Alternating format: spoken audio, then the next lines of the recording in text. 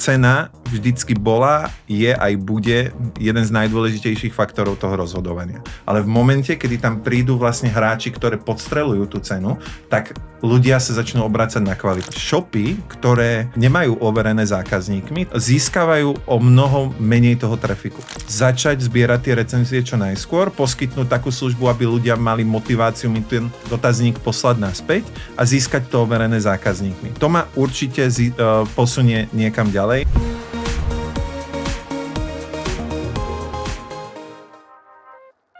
Vlastníte e-shop? Objevte z Heureka Group nové příležitosti. Právě pro vás je tu Heureka Shops, se kterou posílíte důvěru vaší značky, znásobíte objednávky a výkonnost vašeho e-shopu a získáte dokonalý přehled o výkonu vašich kampaní. Vyzkoušejte služby Heureka Shops a rozvíjejte váš e-shop na maximum. Heureka Shops. Ahojte, vítajte pri ďalšom dieli e-commerce bridge. Dneska mám tu s Jankom. Čau Janko. Ahoj.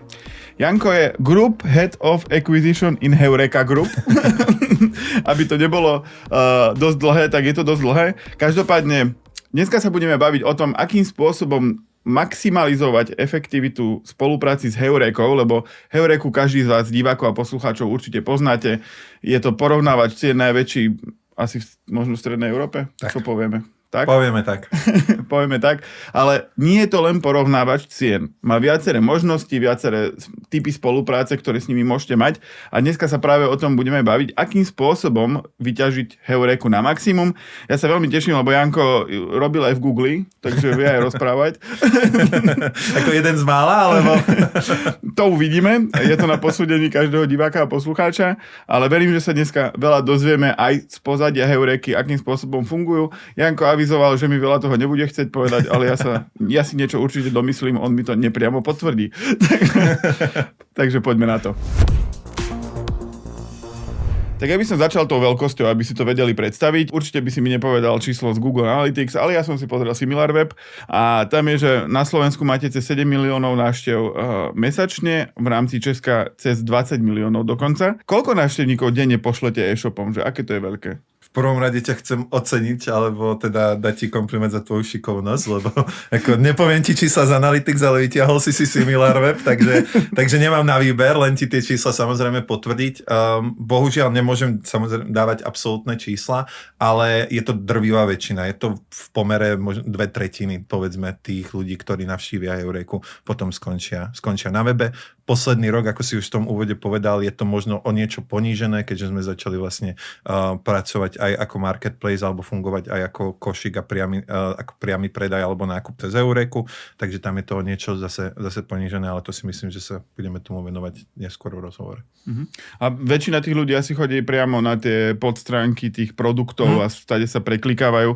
Čiže ono de facto tých klikov, keď si to tak nejak predstavím, môže byť aj viac ako 7 miliónov, však, lebo keď ľudia poklikajú, tak aby diváci a posluchači mali tú predstavu, tak určite sú to vyššie milióny, ktoré pošlete e-shopom návštevníkov mesačne a na Slovensku a určite desiatky miliónov v rámci Česka.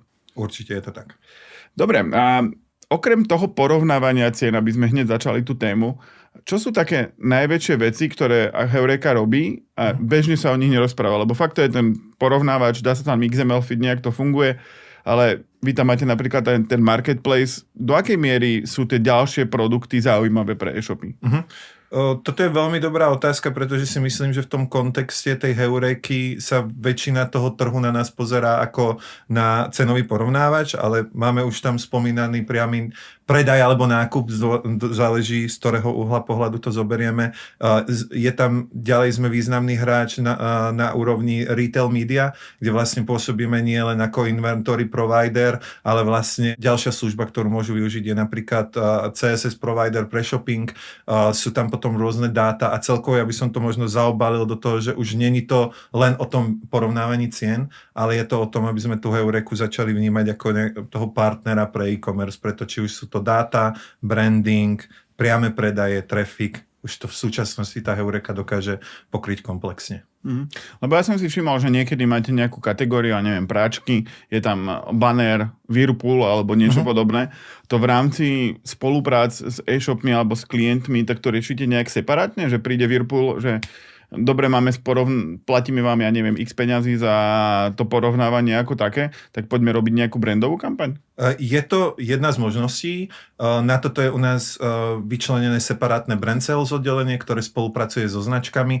Nie je nutnosťou to, aby značka mala u seba aj priamy predaj. Je to väčšinou separátne. Tie veľké značky sú väčšinou Samsung, Whirlpool a podobne, ktoré majú záujem práve len o tie brand plochy. A voči e-shopom to samozrejme vieme poskytnúť tiež, ale práve tie e-shopy sa viac zaujímajú o to, ako im vieme zvýšiť trafik, alebo v tomto prípade aj objednávky. Takže je to separátne, ale vieme dať dokopy aj nejaký konsolidovaný balíček. Čiže oni to berú ako podporu značky ako takej a tých všetkých predajcov, ktorí tam sú. A ten marketplace samotný, ako ide? Lebo ja vždy, keď idem na, akože, ja neznášam, keď niekto hovorí, že ja idem. Akože ja keby som bol referenčná vzorka, ja určite nie som referenčná vzorka, ale je tam tá možnosť, ako keby, že často núti, ako keby tá Heureka, že kúp si to cez Heureku. Koľko, akože, vieš, že nepreklikneš sa na e-shop, ale rovno ťa tam hodí také okno, že proste, však si to kúp cez Heureku a musíš kliknúť, nie, ja chcem ísť na e-shop. Že koľko robí ten marketplace objednávok mesačne? To je tiež ďalšia, bohužiaľ, informácia, ktorú nemôžem zdeliť, ale báme sa o tom, že ešte stále je to len v niekoľkých jednotkách percent oproti tým klikom. Hej, že vlastne stále máme v rámci aj firmy to nastavené tak, že áno, väčšinu toho revenue prichádza cez vlastne PPCčka, alebo teda to porovnávanie produktov a nejaká časť z toho je marketplace. Výhľadovo, a o tom sa tiež budeme baviť neskôr, by sme radi boli, aby sa tie pomery začali postupne vyrovnávať. A ono to nejak akože trenduje to, že sa zvyšuje ten nákup cez marketplace? Ako cítim z tvojho hlasu, že nie je to nič moc, ale...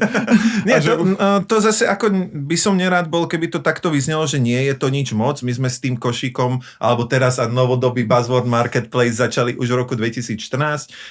Bohužiaľ sa to potom nejako zastavilo práve kvôli tomu, že Heureka vznikla skupovaním ostatných projektov, ktoré fungovali na iných backendoch, takže pre nás to bolo technologicky náročnejšie to nejako drivovať. V súčasnosti tie potvrdené čísla za predošlý rok, ktoré už môžeme zverejniť, je, že to má 5 miliónov užívateľov ročne, je tam 5,7 milióna produktov, 2000 predajcov, takže určite to není malé číslo, ale keď sa historicky pozrieme na to, čo Heureka je schopná ako firma generovať v tých PPCčkách, stále je to len menšia časť. A v rámci tej spolupráce s Heurekou sa väčšinou rieši ten XML feed, produkty, robí to možno 97,6%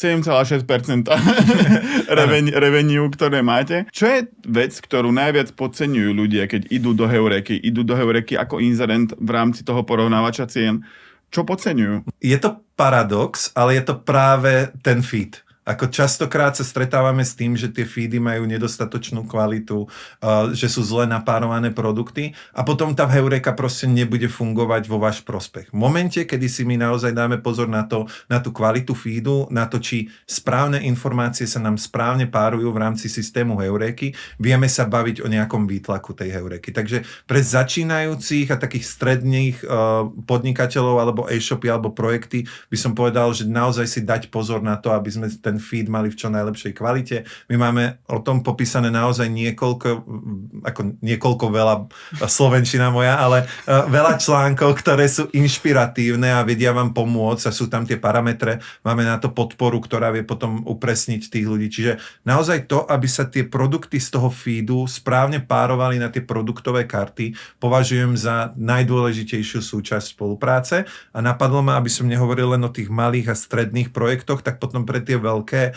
sú to väčšinou vyhodnotenia. Hej? Že povedzme si, že napríklad sa nám podarí ukecať nejakého veľkého hráča na to, aby prišiel na Heureku a vlastne oni si povedia, že áno, idem do toho, pretože mi to dáva zmysel a potom vlastne po 3 mesiacoch zistia, že aha, no tak ale mne to nefunguje. A zisťujeme, že vlastne oni očakávali niečo úplne iné od tej heuréky, že to bolo nejako zle nastavené už zo začiatku. Takže to sú presne tie obchodné cykly, ktoré sa snažíme s tými veľkými klientami držať na nejakej pravidelnej úrovni a s tými menšími a strednými. Skôr je to o tej pomoci, o tom supporte, o tom, aby sa mali na koho obrátiť. Ale ty si head of acquisition, tak potom niečo robia zle tí ľudia, keď majú tí klienti zlé očakávania. Je to živý proces. Určite ako sú tam veci, ktoré aj my môžeme vylepšovať, ale je to skôr o tom, že v úvode ja hovorím tým mojim ľuďom, aby mali veľmi úprimné konverzácie s tými klientmi, ale až také, že sa ich spýtajú, že čo očakávajú od tej heuréky. Lebo je tu ako nejaká, neviem teraz ako slovenský názov, ale je tu perception v angličtine, ale ospravedlňujem sa, ale je tu ako nejaký názor, že tá heuréka vlastne vám má priniesť len trafik. Ale to už dávno nie je pravda. Ako Heureka má niekoľko, myslím si, že po Google sme druhý najsilnejší hráč regionálny, čo sa týka dát o spotrebiteľoch.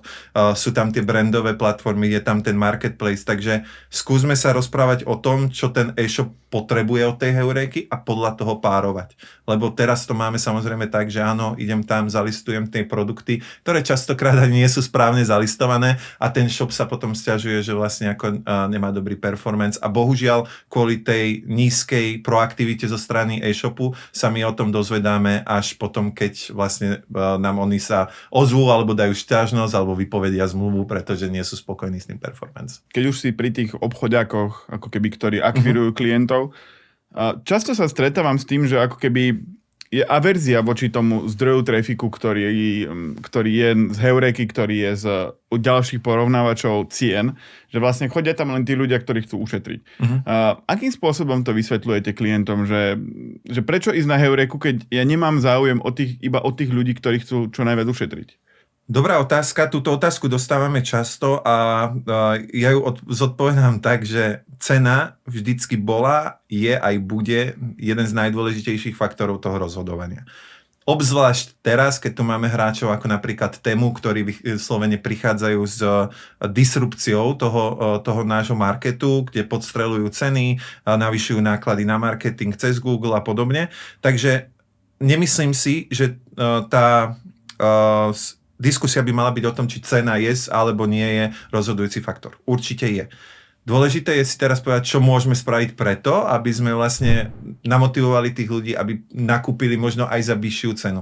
Pretože keď má shop napríklad maržu na mobilných telefónoch, tak sa mu veľmi ťažko bude superiť s hráčom, ktorý príde, urobí si výlet do Poľska, nakúpi tam 250 telefónov a potom to predáva s 1 až 2% maržou. Je možnosť, že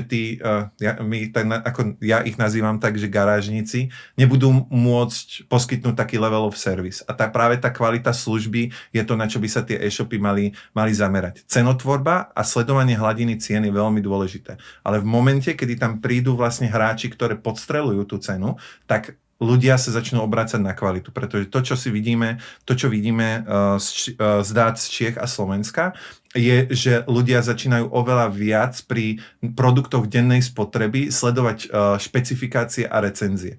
Tieto dva prekliky nám narastli v priebehu rokov 2021 versus 2022 o viac než polovicu.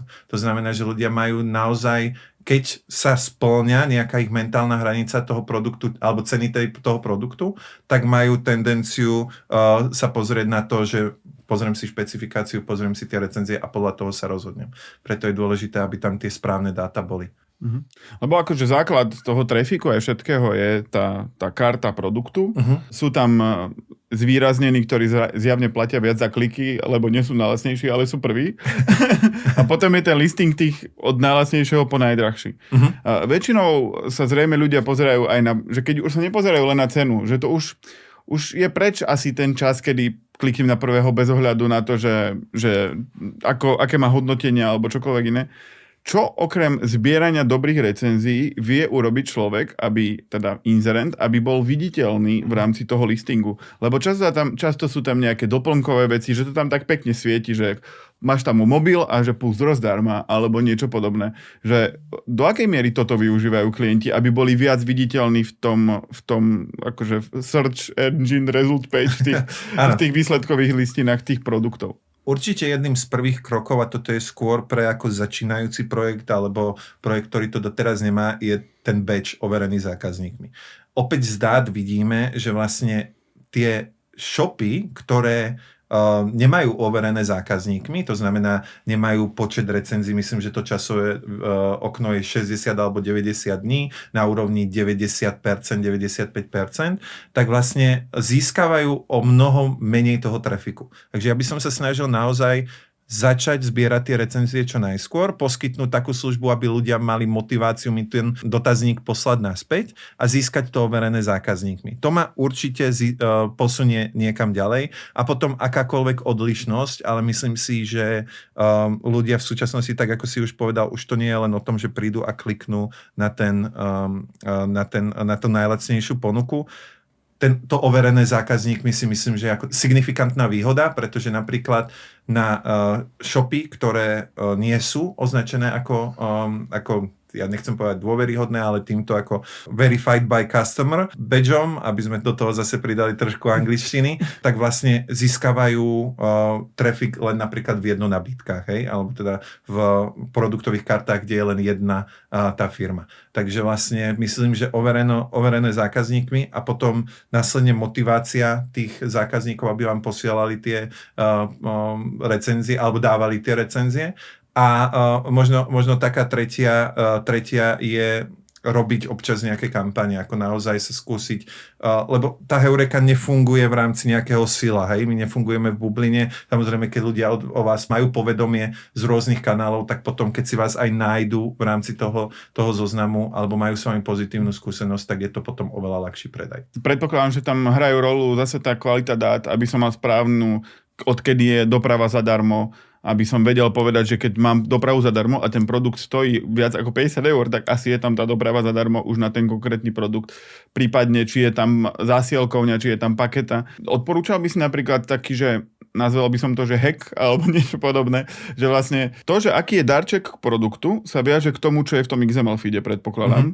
A čo keby som mal pri každom produkte nejaký darček, že by som si to automatizovane spravil, že pri všetkom do 20 eur bude darček pero zdarma, alebo niečo podobné. Keď to bude do 50 eur, tak to bude neviem čo. Keď to bude nad 500 eur, tak to bude mobil zdarma, alebo niečo podobné.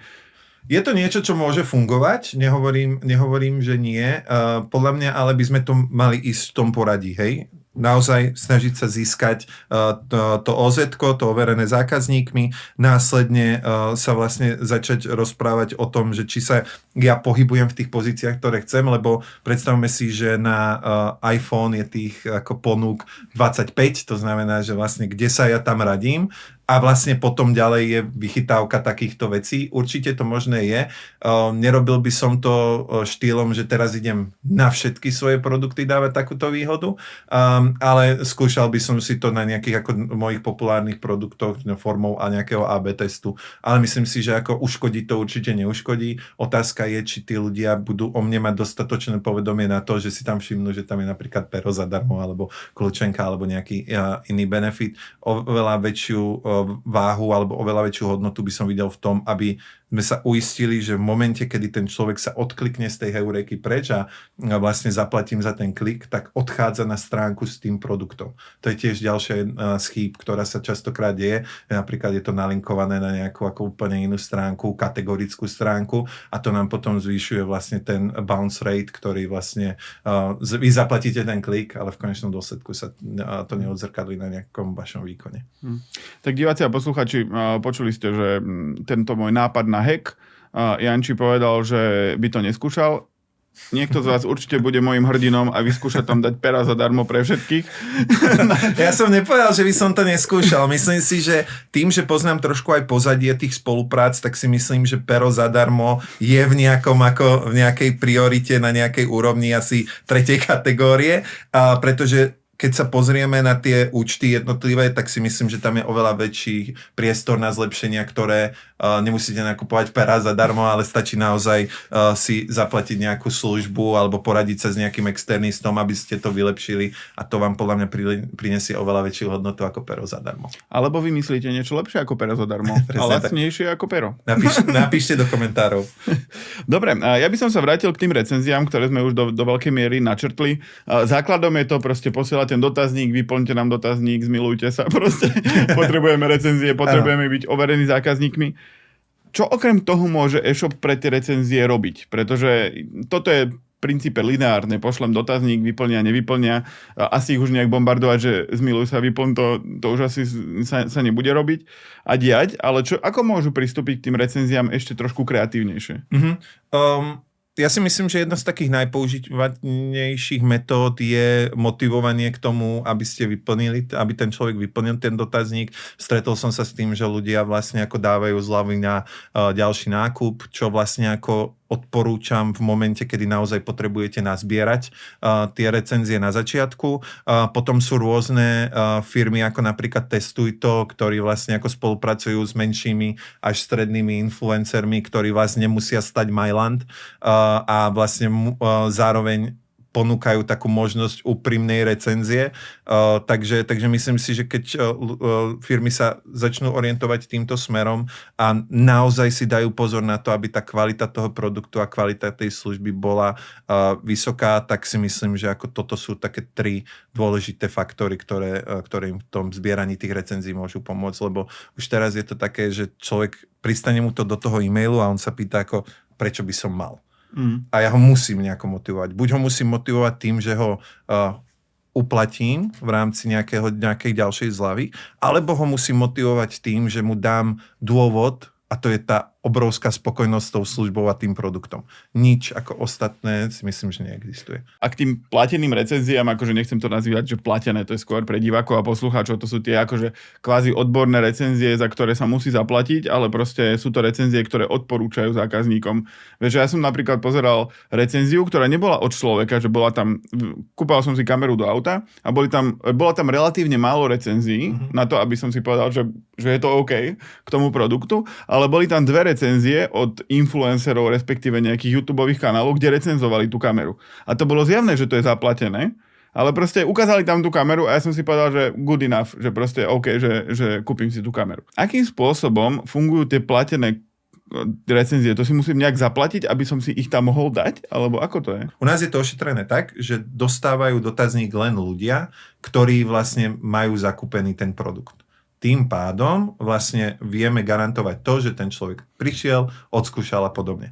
Od roku 2019 si myslím, že to už ani není legislatívne možné, že keď kedysi bolo tie programy pre mamičky a vlastne ľudí v domácnosti alebo dôchodcov, že vyplňte 10 formulárov a máte euro. A máte euro, tak si myslím, že toto už ani legislatívne nie je možné. Myslím, že ten rok bol nejaký 2019 a ja osobne ako už len keď si to človek povie nahlas, hej, že ako verím platenému influencerovi, ktorý proste ako mi to tam ukáže, ale ja viem, že tam to má ten hashtag ad alebo hashtag spolupráca, alebo vlastne idem po produkte, ktorý vyskúšalo dostatočné množstvo ľudí na to, aby mi dokázali. Je to podľa mňa taká kombinácia. Každý ako môže mať to rozhodovací proces iný. Hej? Pre niekoho môže mať zase váhu to, že to na tomu videu uvidí a vlastne ako povie si, OK, tak to mám možno viac menej tak do ruky. Pre niekoho je dôležité, no OK, ale to je reklama a tu mám 20 ľudí, ktorí povedali, že vlastne je to dobré alebo je to zlé. Tá heuréka je super v tom, že vám ponúka ľudí, ktorí si tú cestu, ktorú sa vy idete teraz s tým produktom snažiť prejsť, už prešli. Napríklad ja ti to poviem na jednom prípade, že kupoval som si cez heuréku, som si kupoval naparovač. To je to, keď máš pokrčenú košelu. Poznáš to? Ne, naparovač buchet poznám, ale aj toto si viem predstaviť. Naparovač vlastne rýchla žehlička, hej, okay. Zavesíš si to na vešiak a vlastne naparuješ. A ja som tam išiel s tým, že som mal dobrú skúsenosť od naparovaču z niekoho z mojho okolia, ale ten naparovač stál príliš veľa. už bolo to cez to, čo som chcel zaplatiť a bol ochotný zaplatiť, začal som hľadať alternatívy a našiel som si tam od pani H, dajme tomu, hej, GDPR, takúto recenziu o tom, že vlastne, že ona mi dokonca dokázala povedať, ako často odkvapkáva. Normálne, že ako často, vlastne keď má naplnenú, takže koľko je počet tých kvapiek, keď to preženiem, hej. Takže vlastne skúsme sa naozaj na to pozrieť tak, že keď mám produkt, ktorý, keď si ty hovoril, že nemá ten počet recenzií, značí to možno o nejakej jeho obľúbenosti, alebo sa pozriem po alternatívnych, presne nejakých influencerských hodnoteniach. Toto by som rád nechal na každého človeka, ale ja skôr som rád, keď si môžem od niekoho v úvodzovkách obyčajného človeka, rovnako ako ja, prečítať ten názor a tie očakávania, či spĺňal niekoho iného, lebo vtedy je väčšia pravdepodobnosť, že to bude spĺňať tie očakávania aj odo mňa.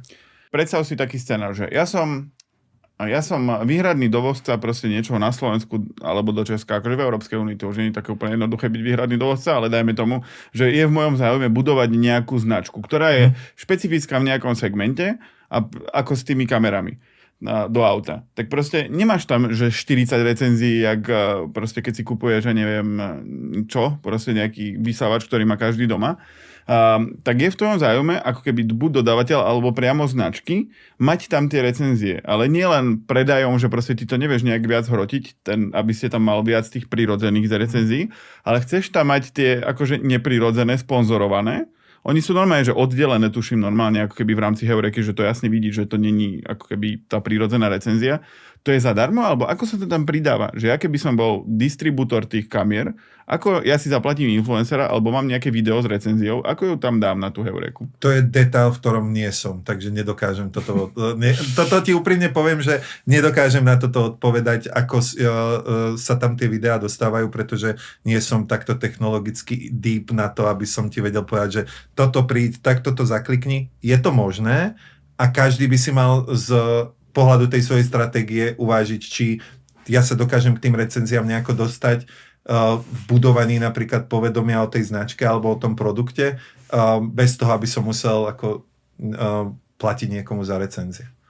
Ako to je len pre divákov a poslucháčov taký hint, že v princípe, keď máte nejaké, alebo máte market share na nejakej značke 90% na trhu, tak proste vy si môžete zaplatiť tých influencerov a dostať sa na tú Heuréku ako keby s tou recenziou, lebo to je úplne normálne, teraz som riešil robotickú kosačku, tak proste pri tej robotickej kosačke môže byť nejaká 30-minútová recenzia, ktorá bude jasne označené, že je platená, ale proste si ju pozriem, vidím, jak to funguje, že to akože keď je nedostatok tých ostatných, tak prečo nevyužiť ako keby aj túto a posilniť to. Takže keď ten človek si prečíta aj 10, 20, 30 tých normálnych, tak potom nájde aj tie 3-4 videá, ktoré pri iných produktoch byť nemusia. A nejaký account z Heuréky vám povie, či to je zadarmo. Janči to asi nebude. Dobre, ja by som sa vrátil k tomu marketplaceu. Hovoril si, že to už beží nejaký ten rok. Čo od toho môže e-shop očakávať? Že ako keby, lebo tá integrácia už nie je taká, že dám XML feed a nejak to funguje, už to je také dramatickejšie, tá integrácia je asi podobná ako, ja neviem, s Kauflandom alebo s inými marketplacami.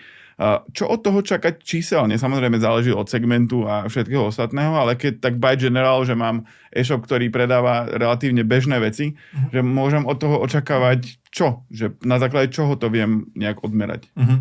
Toto je veľmi dobrá otázka, určite lepšia ako deep dive do recenzií, ktoré si budeme musieť doštudovať. Páči sa ti e-commerce bridge? Od roku 2018 sa nám priniesli už stovky rozhovorov a článkov.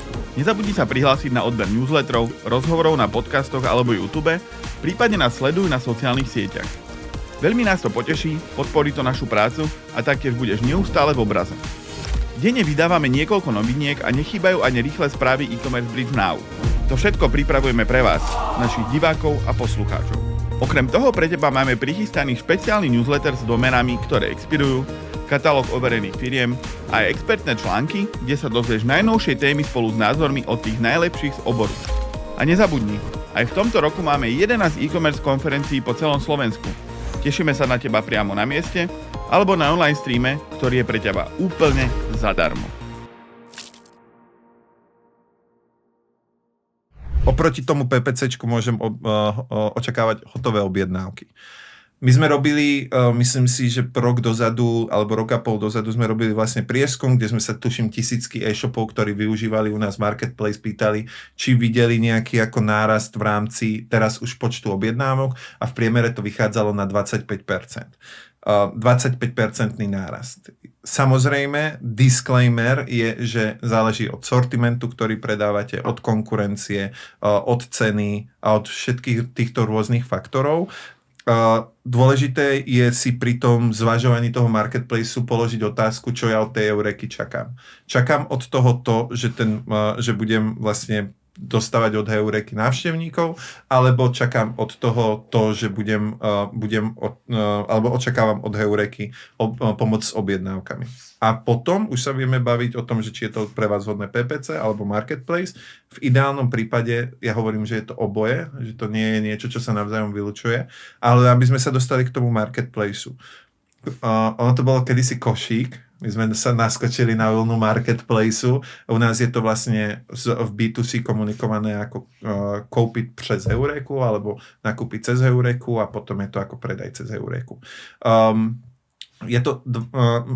Má to niekoľko výhod. My samozrejme si uvedomujeme, že to je služba, ktorú my plníme až do toho checkoutu. To znamená, že ten marketplace, košík, nákup cez Heureku funguje tak, že vy sa vyskytujete vlastne v prípade, že ste vyhrali tú aukciu, čo sa týka tej ceny, tak sa dostanete dokonca ešte aj pre tú najlacnejšiu PPC ponuku. To je presne to, čo my sa snažíme robiť, aby sme ten marketplace priblížili a zefektívnili. Vlastne vyhráte tú aukciu, ocitnete sa v tom boxe, takže vlastne vedľa toho produktového obrázku máte to oranžové tlačítko, hodí sa to k nám do košíku, my to spracujeme až po vlastne final checkout. Sú tam samozrejme logistika, platobná brána a všetky tieto a vám tie informácie ako e-shopu vlastne prídu do e-mailu a vlastne za vybavenie tej objednávky ste už zodpovední vy. My tam samozrejme potom máme také veci ako napríklad 90-dňová lehota na vrátenie toho tovaru, kde sa snažíme presne ako za ideálnych okolností sa to nevyužije, ale snažíme sa ako ochrániť jednak toho spotrebiteľa a zároveň aj potom ten e-shop, kedy vlastne akýkoľvek spor tam nastane, tak sa snažíme ako byť tým mediátorom a prostredníkom. Takže nárast objednávok, zvýšenie povedomia, ale treba si zase povedať aj to, že my to nechceme robiť nejako rýchlokvasne, že teraz otvoríme marketplace úplne všetkým, pretože je to ako cesta, tak ako si povedal, cesta do pekiel, pretože my si uvedomujeme, že tá pozícia Heureky je aj v tom, že fungujeme ako nejaký garant na trhu a vlastne preto Marketplace v súčasnosti môžu využívať len e-shopy, ktoré majú to OZ-ko, to overené zákazníkmi a sú aktívni v rámci toho nášho PPC programu.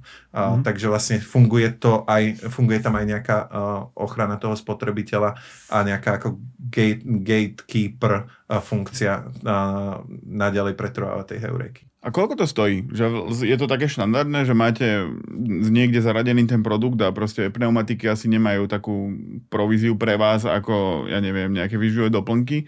Je tam nejaká tabuľka, že koľko platí commission pro inzerent za to, že dostane ten nákup?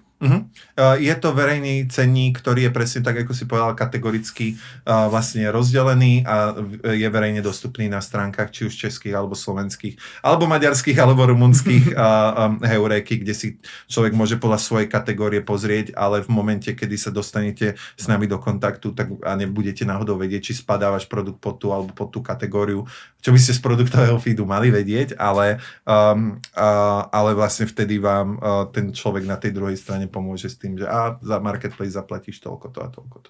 A existuje tam nejaké napojenie? Lebo ty si povedal, že mi to príde do mailu, ale keď ja s ním chcem pracovať fakt, že seriózne, tak akože očakávam z toho Marketplaceu desiatky, stovky objednávok denne. Ano. Viem si to nejak naparovať cez API? Alebo ako by to mohlo funguje fungovať? to vlastne štandardne cez API s tým, že vlastne pri tých opäť začínajúcich projektoch, ktoré majú nie stovky objednávok denne, ale tisícky, naopak, tí, čo nemajú tisícky, ale stovky, tak tam to je vlastne väčšinou takto, že je to no API, kde to je vlastne napojené cez ten e-mail, ale API vlastne klasicky podporujeme.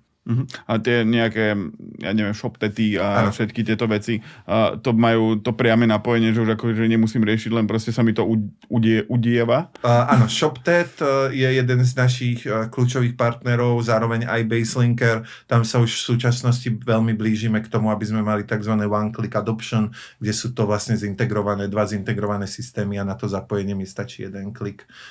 Jedna z takých posledných otázok je, že ja som si všimol, že existuje veľa externých nástrojov, ktoré pracujú s Heureka buď feedom, že ho nejakým spôsobom vylepšujú. To je v princípe jasné, lebo je vo vašom záujme, aby tie feedy boli čo najlepšie. O tom sme sa už bavili. To diváci, posluchači, aj vy všetci viete, že proste dnes je doba dátová a vy musíte mať kvalitné dáta, aby ste boli úspešní nielen v Heureke, ale aj v Google, aj v ďalších, ja neviem, Glami, Favi a vo všetkých týchto veciach bez dobrých dát to nepôjde. Ale čo externé nástroje, ako napríklad tie sledovače cien, že proste, aby som ja bol prvý v tých najlacnejších, tak mám nejaký tool, ktorý sleduje všetku konkurenciu a dáva ma tam o cent lacnejších ako všetkých ostatných. Ako k tomuto pristupujete? Ako nevylučujeme to, som bol zase blízko k mikrofónu, promiň.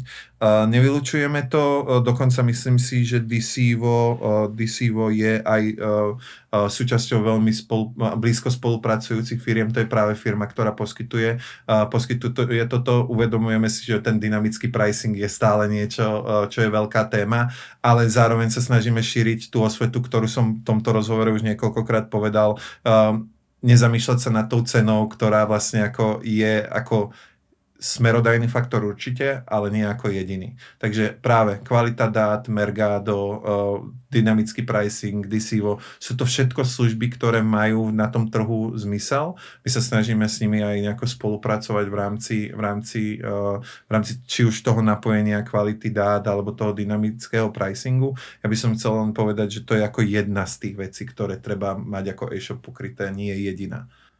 No to je akože jasné, že fakt ide o tie dáta, tam akože už tým dátam sa nebudem ďalej venovať, ale posledná otázka. Ako k tomu prístupy, keď ja nie som zrovna dátový analytik, alebo si to neviem úplne predstaviť, tak mám osloviť, ja neviem, vás, alebo Mergado, alebo nejaký iný nástroj na skvalitňovanie dát, bo keď si dáte do Google, že lepší XML feed alebo optimalizácia XML feedu tak vám to vypluje firmy, ktoré to robia a sú podobné ako Mergado alebo XML alebo hociaké iné existujú. Mám sa s nimi poradiť, že čo mám robiť, že ako to skvalitniť, že oni mi to poradia alebo vy mi to poradíte, alebo kto mi to poradí? Tak hlavne je dôležité podľa mňa sa pýtať. Už len to, že riešite túto otázku je super.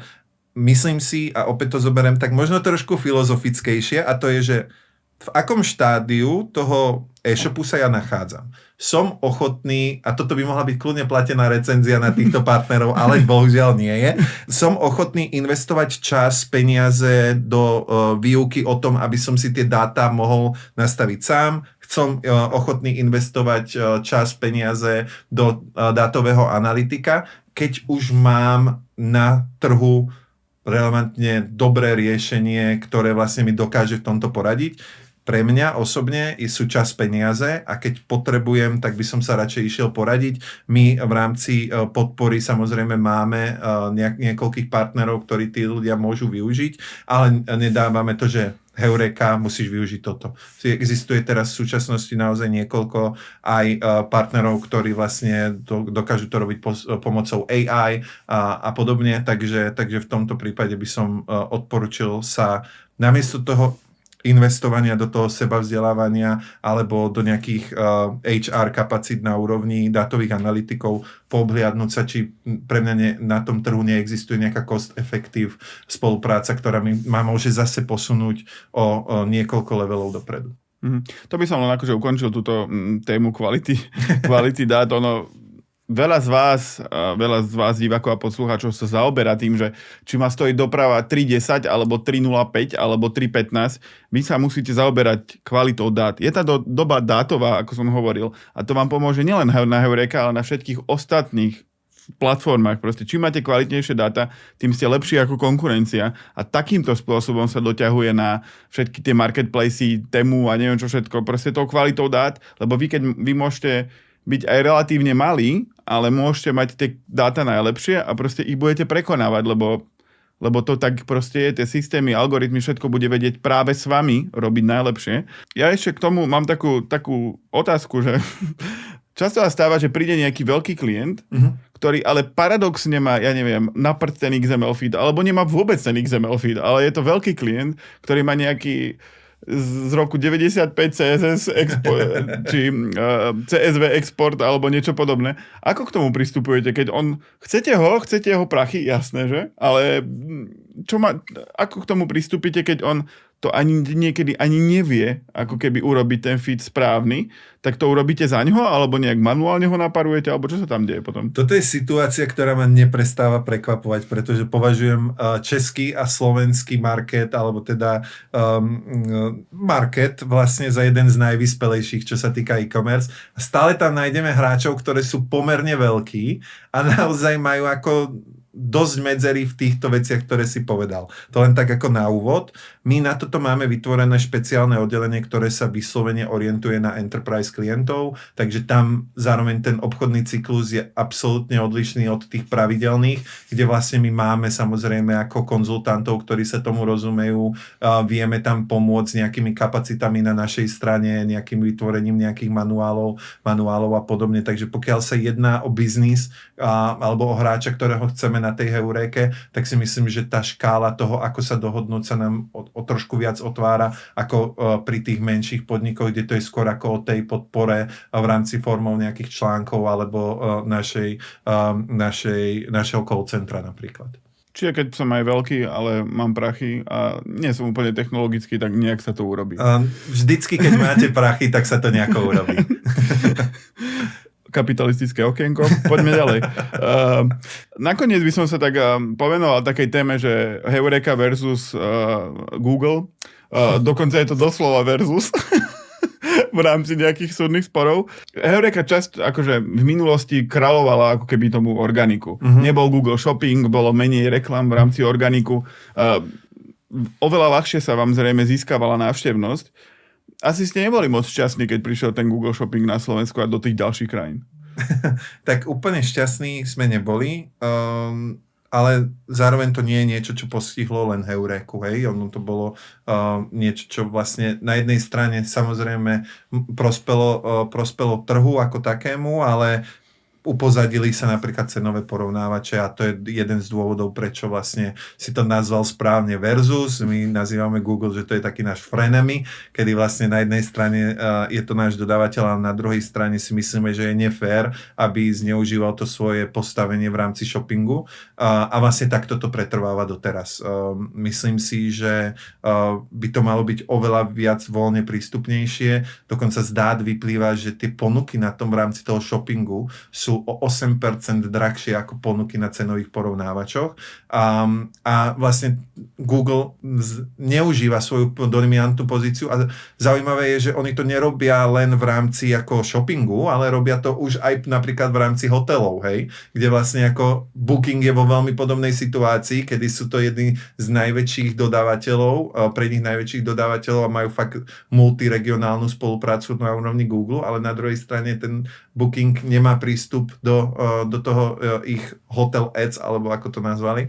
Takže myslíme si, že áno, je to viac challenging aj z pohľadu SEO a organiky, aj z pohľadu vlastne toho, ako prístupné to je pre cenové porovnávače, preto sa súdime a myslím si, že sa aj budeme súdiť, kým nedojde k nejakej náprave. A neprospelo to prakticky ako nikomu inému, len užívateľovi. A bolo to niečo, s čím sa musíme naučiť hrať. My sme zároveň ako skupina aktívna na 9 trhoch, takže vlastne ako napríklad v Adriatics ten shopping absolútne nie je, ale sú tam niektoré ako updaty, ktoré nás ohrozujú, alebo teda uberajú nám trošku viac biznisu, niekedy menej. Takže je to také ako hra s tými ako to nazvať, šachovými figurkami asi na 4 rôznych poliach, ale uzavriem to tak, že neprospelo to viac menej asi nikomu, keď vlastne Google prostredníctvom toho Unity boxu začalo využívať svoje dominantné postavenie ešte viac ako predtým. A robíte niečo preto, aby ste nejakým spôsobom prestali byť závislí na Google? Že ako keby, jasné, že brandové kampane, proste aby chodili rovno na Heuréku bez toho, aby išli na ten Vybrať Google. si úžasne.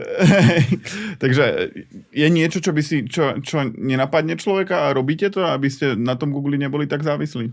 Áno, je to vlastne ako spojené s tou otázkou, kde my tú Heuréku vidíme. My samozrejme z dlhodobej stratégie sa snažíme čoraz viac odsprostiť, ale odprostiť od Google a vlastne je to práca napríklad s mobilnou aplikáciou, do ktorej budeme určite investovať oveľa väčšie prostriedky.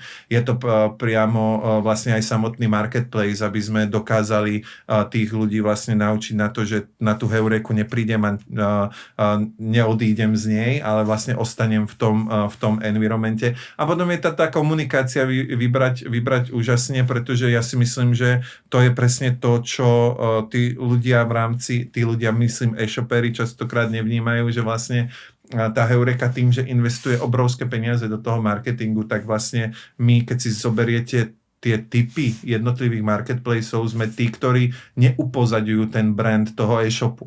To znamená, že ja nepriamo vlastne dvíham trafik a dvíham tým pádom počet ľudí, ktorí sa môžu dozvedieť práve o tom konkrétnom vašom e-shope. Takže myslím si, že takto to bude a možno tá ďalšia vec je potom logistika.